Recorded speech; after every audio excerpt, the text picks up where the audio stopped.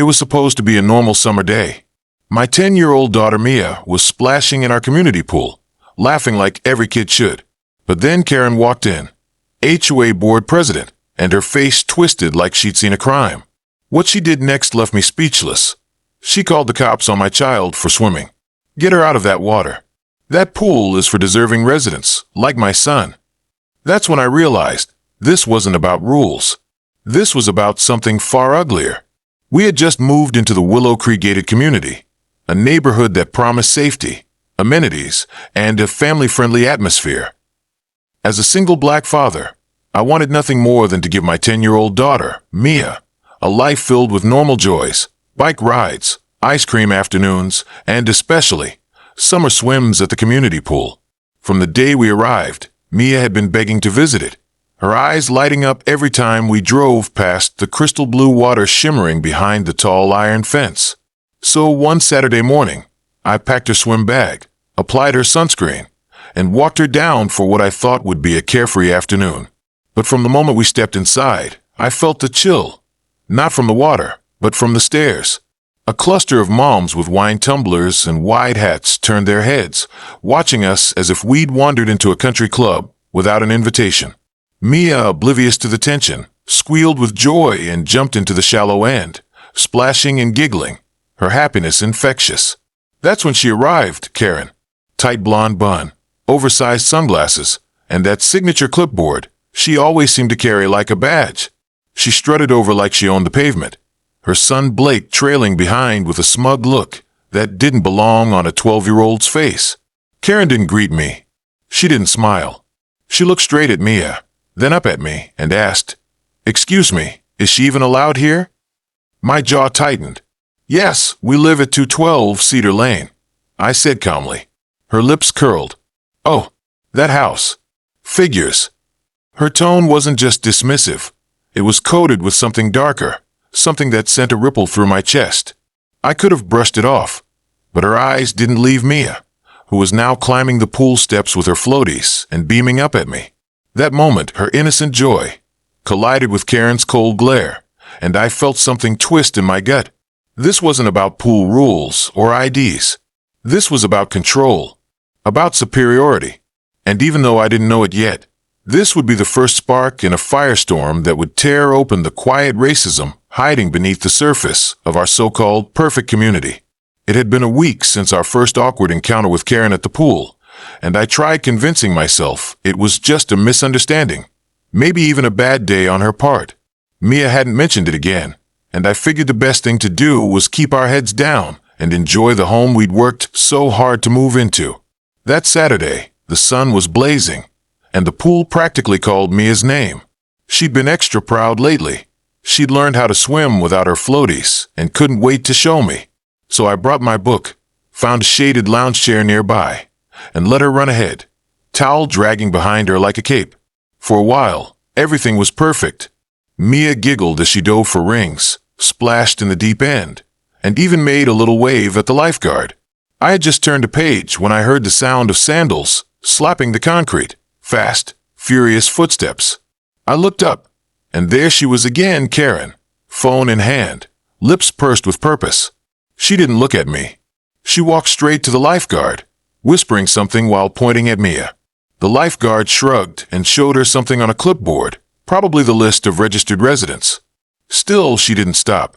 She paced a few feet away, pulled out her phone, and started dialing. My stomach dropped when I heard her say the words, "Yes, officer. There's a little girl trespassing in the private HOA pool, yes. She's alone, and I'm concerned for safety." I stood up, heart pounding, and approached her. "She's not trespassing. I'm her father. We live here." Karen looked me up and down like I didn't exist. "I'm just making sure the rules are followed. You people love to play the victim card." My jaw clenched, but before I could respond, the flashing lights of a police cruiser turned the corner and pulled up right outside the pool gate. 2 officers stepped out. Mia stopped swimming, her tiny face pale as she clutched the edge of the pool. "Daddy, what's happening?" she cried. I wrapped a towel around her shaking body as the officers approached. That moment, the look in her eyes, the shame she didn't deserve, burned into me like a brand. That's when I knew this wasn't just ignorance. This was deliberate, and I would never let it happen again. After that day at the pool, after the flashing police lights, after Mia cried herself to sleep asking what she did wrong, something inside me shifted. I couldn't just brush this off as just another Karen moment. It was deeper, colder, more deliberate. I began looking closer at our HOA and how things worked. I dug into the neighborhood app, read the HOA bylaws, and even reviewed past incident reports available to residents. And what I found made my blood run cold. We weren't the only family Karen had targeted. A Filipino teenager had been banned from the gym for loitering. A Latino couple got fined for unauthorized decorations, a simple flower pot, and a welcome sign. But white families, Blake and his friends regularly left trash by the pool, blasted music, even broke the outdoor shower once. No citations, no warnings, nothing. Karen wasn't enforcing rules, she was weaponizing them. So I decided to confront her the right way, in front of everyone. I requested to speak at the next HOA board meeting. When the day came, I walked into the clubhouse with a folder full of evidence, and Mia by my side.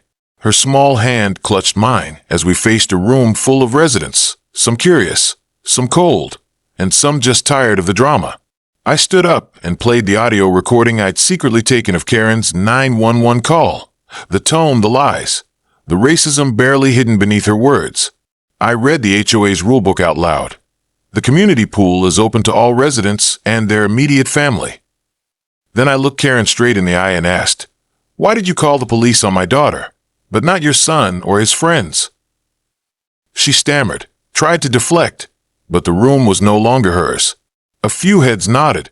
One neighbor stood up and said, "She fined us for using the grill on a Sunday." Another whispered, "She told my daughter her shorts were too urban." The tide had turned. For the first time, Karen looked cornered, exposed, her grip on control slipping like water through fingers. This wasn't about pool safety. It never had been. It was about power, and who she believed deserved to feel safe and welcome. And I wasn't going to stop until every child, especially mine, had that right. I thought exposing Karen's behavior publicly would be the end of it, but instead, it was just the beginning of a deeper, uglier truth.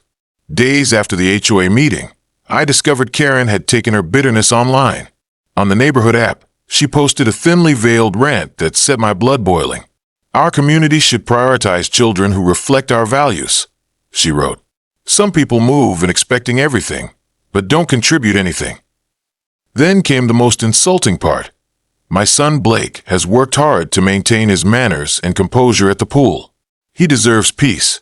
He shouldn't have to share with disruptive children who don't respect our way of life." Disruptive? Was she talking about Mia, the 10-year-old girl who smiled at strangers and offered her pool noodles to other kids?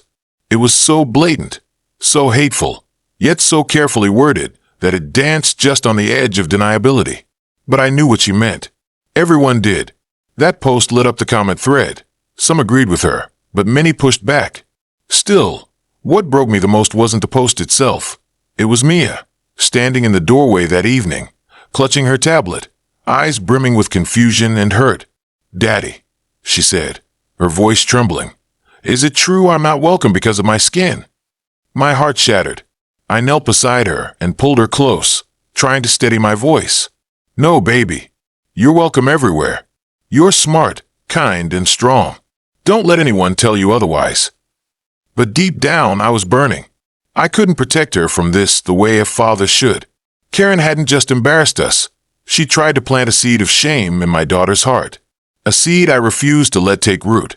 That night, I typed up a formal complaint to the HOA and CC'd every board member. I attached screenshots, quotes, and statements from other neighbors who had stayed silent for too long. I didn't care if they thought I was stirring the pot. The pot had been boiling for years. And as I hit send, I looked at Mia sleeping on the couch, her little fingers curled around her stuffed dolphin. This fight wasn't about a pool anymore. It was about dignity. And if Karen thought she could steal that from my daughter, she was about to learn just how wrong she was. The days that followed felt like a storm slowly gathering strength. My formal complaint had sparked more than I expected. Neighbors began stepping forward with their own stories. Some whispered, some shouted. A black couple down the street shared how Karen questioned their right to use the tennis courts. A biracial teenager said she'd been told her music was too aggressive, even though it was classical piano. The HOA inbox flooded with testimonies, screenshots, and calls for accountability. Local news caught wind of the story after a friend shared our experience online, and within a week, a camera crew stood in front of our pool gate, asking why a child had police called on her for simply swimming.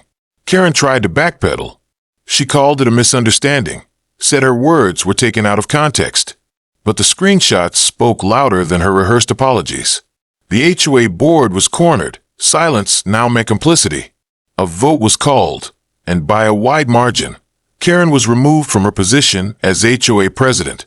That moment felt like a dam breaking, not just for me, but for every family who had been quietly mistreated, gaslit, or pushed to the edge by her reign of control. But I wasn't done. I proposed changes to the HOA bylaws, new anti-discrimination clauses, diversity and bias training for board members, and a policy that made all resident complaints transparent and trackable. And it passed. The real victory, though, came on a bright June afternoon, the first day of summer. The pool was more alive than I'd ever seen it. Kids of all backgrounds swam together, laughing and sharing snacks. No glares, no threats, no Karen. Mia stood at the edge, her pink goggles resting on her forehead. She looked back at me with a grin and shouted, "Watch this, Daddy." Then she leaped high and did the biggest cannonball she could manage, splashing half the pool. Everyone clapped. Even the lifeguard smiled. I laughed with tears in my eyes, because in that moment I knew. We didn't just take back a pool. We reclaimed a space where every child could feel safe, welcome, and free.